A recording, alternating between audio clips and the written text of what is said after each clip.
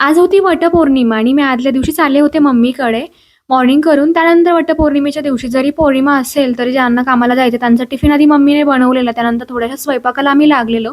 मी आंब्याचा रस बनवला, पुलावचं कापून दिलेलं, थोडंसं भज्याची तयारी केलेली. मग मम्मीने भजे बनवले, भाजी बनवली, आता चपात्या, आंब्याचा रस, पुलाव सिंपलचं बनवलेलं. त्यानंतर स्वयंपाक आवरून आम्ही पूजेच्या तयारीसाठी लागलेलो. मी सिंपलची साडी घातलेली आणि पिलग्रीमची न्यूलीच बेबी क्रीम घेतलेली, ती मी अप्लाय केलेली. तुम्हाला पण सिंपल आणि पटकन सोबतचा मेकअप हवा असेल तर तुम्ही पण घेऊ शकतात. त्यानंतर ही आहे माझी साधी भोळी आई.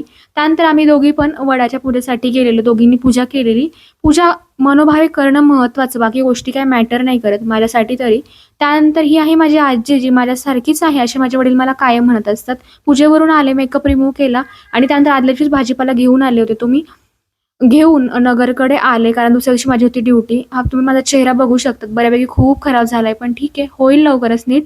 त्यानंतर घरी आले, भरपूर सारा राडा होता, तो आवरला आणि मम्मीने मला ही कापडी पिशवी शिवून दिली होती. म्हटली तुला कशाला तरी कामी पडेल, घेऊन जा. त्यानंतर मी टिफिन घेऊन आले होते.